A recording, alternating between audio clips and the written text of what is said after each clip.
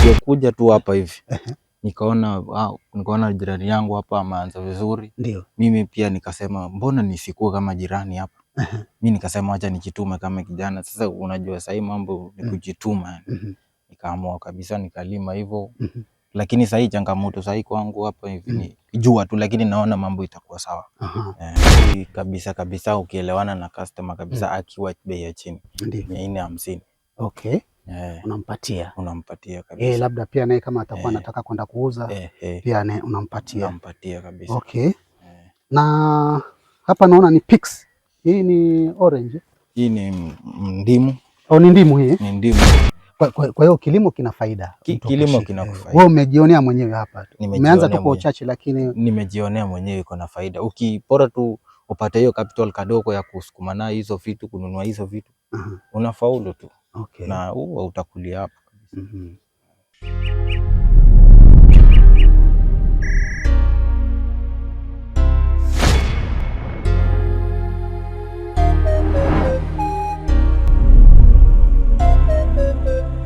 Good world, good Africa, good Kenya, good Kenyan coast, good Kilifi County, County 003.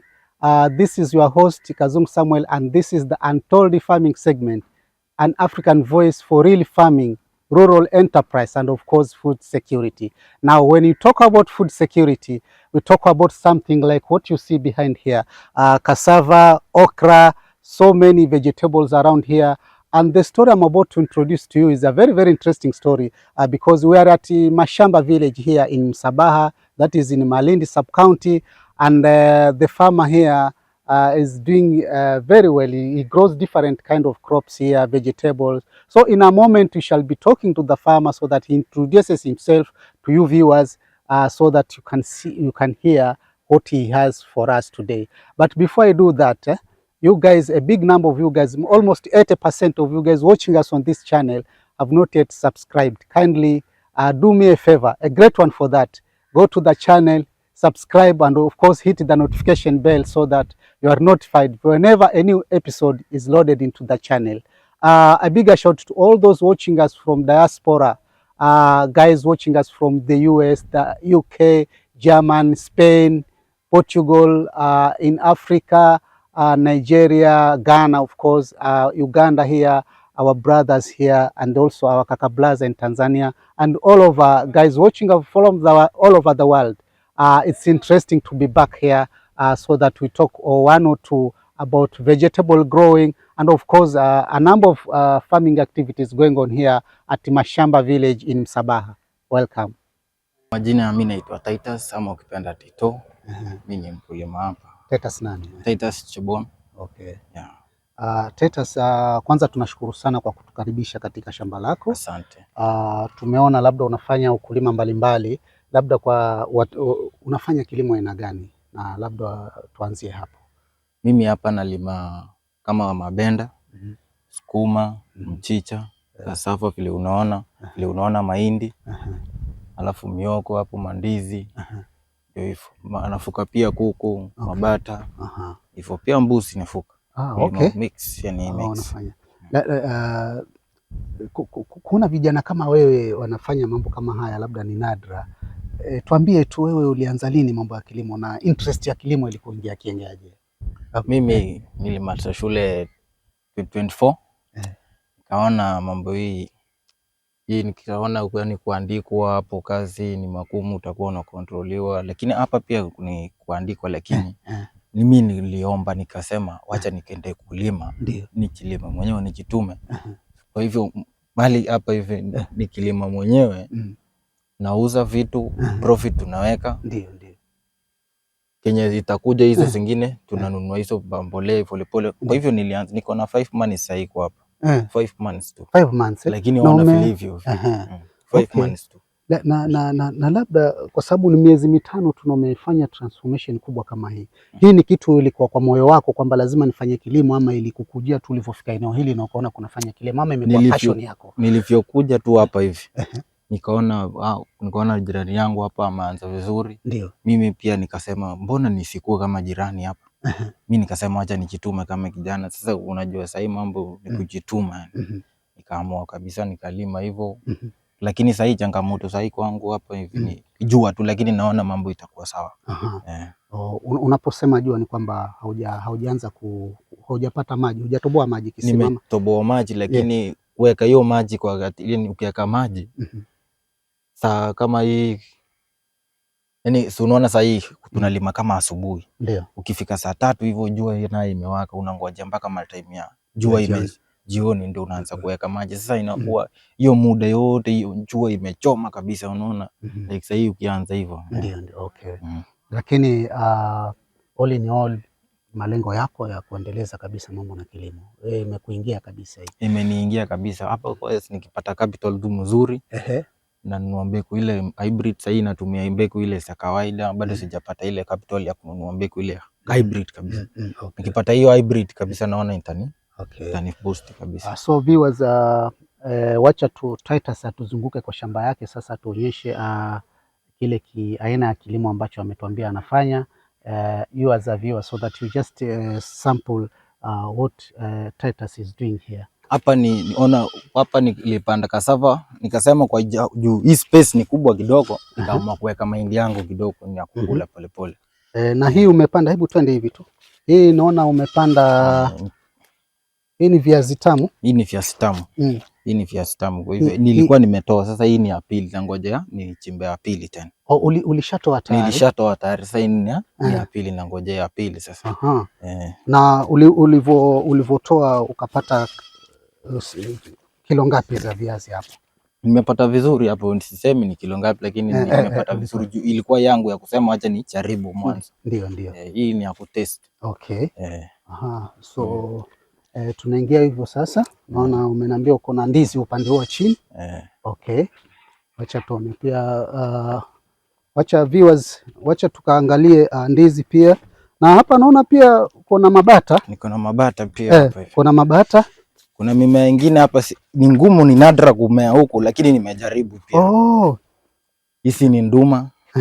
Nimejaribu hapa, lakini naona inakumea vizuri. Soon nitachunda sasa. So viewers, I think you can see. So viewers, I think mnaona hizi ni nduma ambazo Titus amepanda hapa. So hizi umezipanda lini?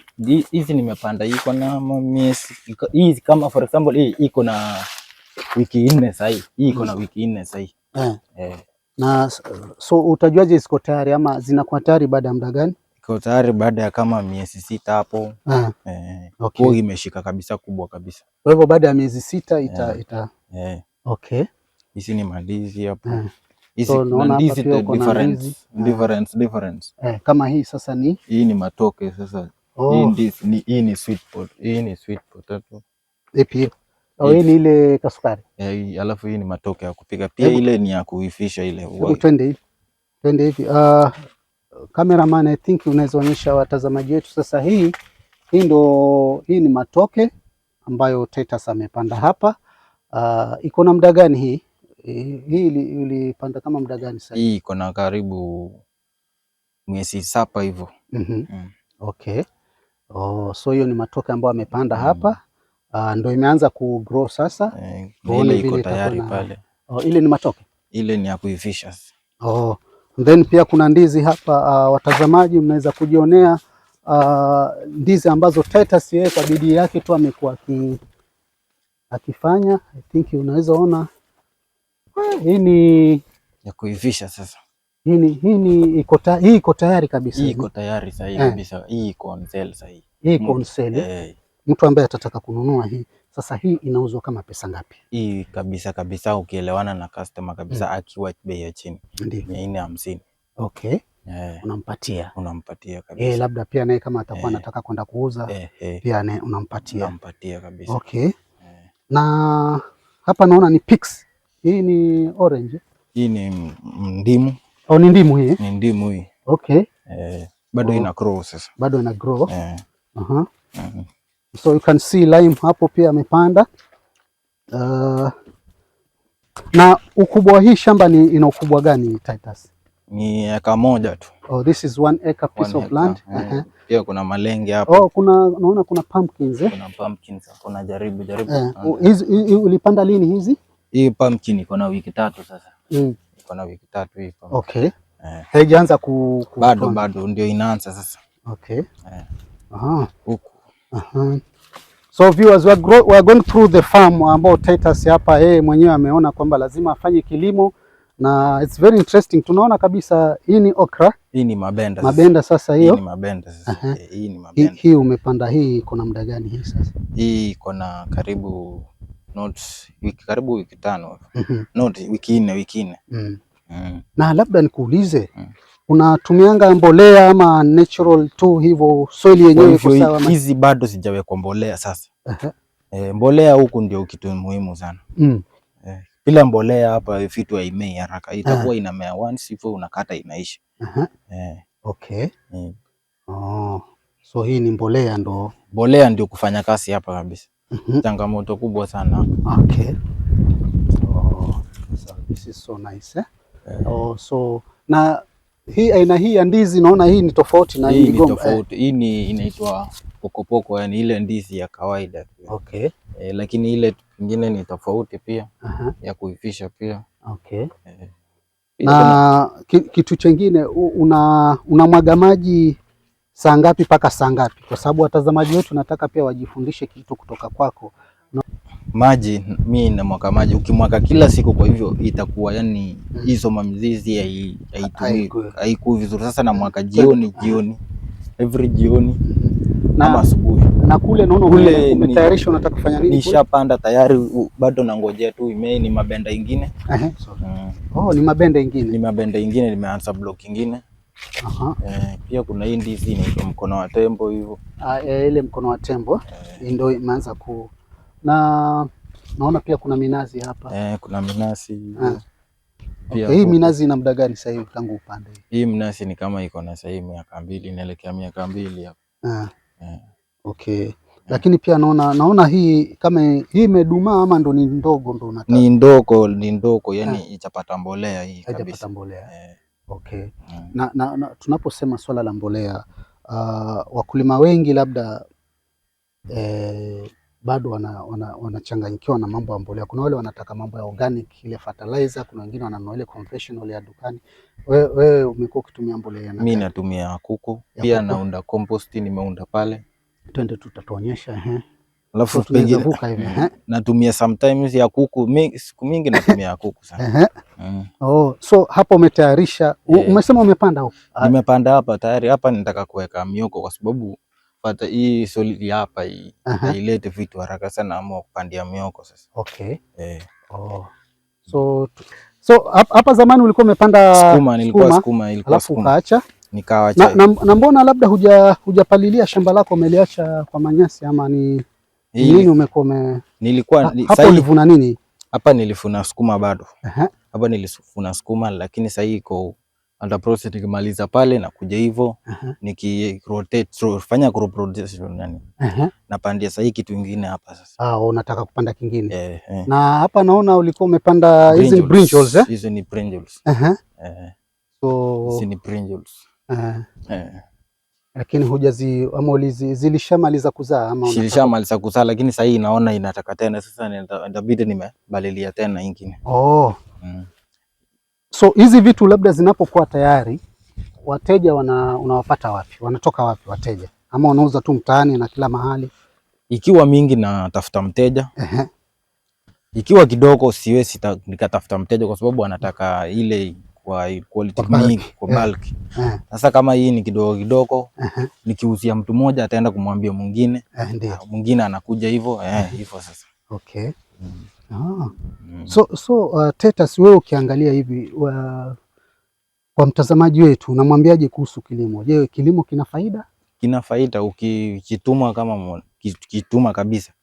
Kilimo iko na faida. Utapata kwa kila siku utakuwa unaingiza kitu kidogo pia na itakuwa faida kwako. Twende tu. Okay. Kuna nyuki pale. Kuna nyuki? Okay. So viewers also Titus keep bees here.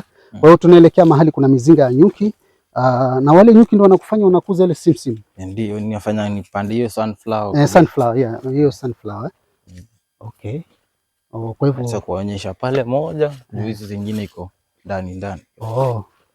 Sasa ushawahi kuvuna tayari au ama bado? Ndo nishaivuna ya kwanza ndio tukaongeza sasa hii. Bado hii sasa ndio tunataka kufuna sasa ya pili. Ilikuwa moja tukaona kabisa hapa hivi inashika. Okay. Ndio hii moja kabisa. So kwa mfano kama cameraman wangu anaweza onyesha watazamaji wetu ule mzinga. Na ulipanda vipi kule? Nilipanda tu hapo tayari. Ukaenda kuweka mzinga wa nyuki ule? Kuna pale zingine ndani kabisa. Okay. So hizo hatuwezi ingia viewers huko, hatuwezi ingia sababu tutakuwa tunachokoza nyuki katika mazingira yake. But tunataka pia we go and show mahali ambapo wamepanda sunflower. Has planted some sunflower here because of the bees. They really need such kind of food. Kwa hiyo tunaenda mahali ambapo Titus amepanda sunflower, atuonyeshe sunflower zake pale, so that pia tuwaonyeshe nyinyi watazamaji kwamba hata hapa mashamba tunaweza fanya kilimo cha sunflower kwa hiyo umepanda na inaendelea vizuri kabisa. Kabisa inaendelea vizuri kabisa. Okay. So before tufike kule pia tumeona hizi ni okra ambazo alikuwa amevuna, hizi ashavuna sasa. Sasa hapo unataka kufanya nini? Hapo inabidi ubadilishe. Hapa nikitoa hii mabenda sasa naweka kama mahindi ama mchicha anything, lakini siwezi rudilia hii kabisa. Huwezi rudia hii. Okay. Nafanya crop rotation. Unafanya crop rotation. Kwa hiyo umesikia mwenyewe Titus anafanya crop rotation. That's very nice. So tunaingia hapo tuone sunflower. Titus, kilimo hiki ama ujuzi huu wa kwamba viewers, this is sunflower ambao Titus ameplant kwa hii farm yake.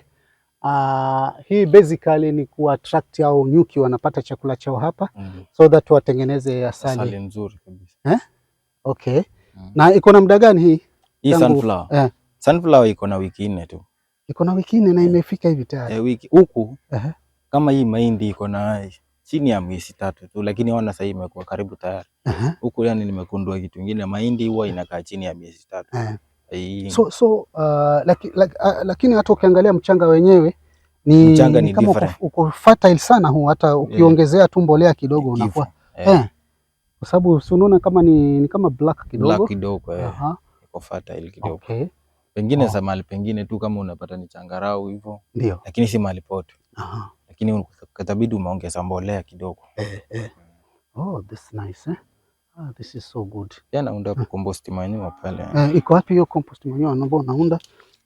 Tunataka tu anatuonyesha hiyo compost manure ambayo anatengeza. So hiyo umechanganya nini na nini? Nimeweka ndio hii hapa. Ndio hii hapa. So viewers, this is the compost manure ambayo Titus ametengeza hapo. Umechanganya nini na nini hapa? Nimechanganya hizo za mahindi, wastage zile za mahindi na nikaweka za kuku juu. Okay. Nikafunika. Huwa na mwaka maji jioni ndio ianze kucompost. Sasa hii ndio utatumia kuweka sasa kule. Okay. Kuongeza mimea yangu yani. Hiyo ni vizuri kabisa. Pia mioko inafanya huko vizuri. Hizo zingine ni maanza, ingine naanza kupanda hivyo. Okay. So we go there. Unaona hiyo area pia huyu mkulima wetu amepanda mihogo. Naona kwamba mihogo inafanya vizuri. Ni aina gani ya mihogo ulipanda? Sijui, lakini nilipata hiyo nilipata hii nilipata kama iko tamu, nikamwambia huyo mtu mwenye nilikula anisaidie. So hii inakaa kama miezi 6 inakuwa tayari. So hii ulipanda lini hapa? Hii iko na wiki 4 pia. Iko na wiki 4? Okay. Una mwito gani kwa vijana wenzako ambao labda watakuona kwa runinga ukiongea kuhusu juhudi zako za kilimo? Labda vijana wengi wangetamani labda kazi za kuajiriwa ama ende kwa hizo siku hizo wanahitaji tech nini, IT nini. Hebu one word for your fellow youth. Kijana yote namwambia ukipata kazi, na hiyo kazi kama inakupea kitu jioni ama kila siku inakupea hivyo. Yani jiongeze kana kwamba yani hiyo kitu sasa ikupee zaidi. Kwa sababu mimi sikuwa kulima, lakini wakati nilifika hapa nikaona hii kitu kweli inaleta faida. Mimi nikaamua kujiongeza pia. nikajiongeza nikapanda hizo vitu, lakini sasa hii siendi bure. Jioni hivyo huwezi kosa hata kamia. Na utapata kama huwezi kosa hiyo mahitaji yako yenye kuwa. Ndio hivyo sasa. Okay. Kwa hiyo kilimo kina faida. Kilimo kina faida. Wewe umejionea mwenyewe hapa. Umeanza tu kwa uchache, lakini nimejionea mwenyewe iko na faida. Ukipora tu upate hiyo capital kadogo ya kusukuma nayo hizo vitu, kununua hizo vitu, unafaulu tu. Okay. Na huo utakulia hapo kabisa. Na labda kwa huu muda mchache tu ambao umekuwa katika kilimo, umeona labda changamoto ambayo inakumba labda wakulima wengi ni nini? Mimi wakulima wengi pengine hapo capital, kama pengine capital, pata mwingine hana hizo mbolea, mwingine kununua hiyo mbegu ni ngumu. Sasa itabidi amaanza na ile kidogo yenye ako nayo. Sasa hiyo ni changamoto tu. Uvuju ungekuwa na capital kabisa, unaona kabisa unaenda mbele. Siku za usoni unalenga kuimarisha labda zaidi kilimo chako, unapanga nini? Mipango yako ya usoni, kwa sababu hapo umesema tu umejionea mwenyewe kwamba kilimo kinaweza. Mipango yako ni ipi siku za usoni? Mimi sisemi kwamba nategemea ukulima, lakini nategemea ukulima kwa maana saa hii nimeona iko na faida. Lakini ilikuwa mimi niende makosi hizo certificate, nitafute course moja hivyo. Lakini as time course hizi ndio itanesa nilipia hiyo soko sasa. Ndio.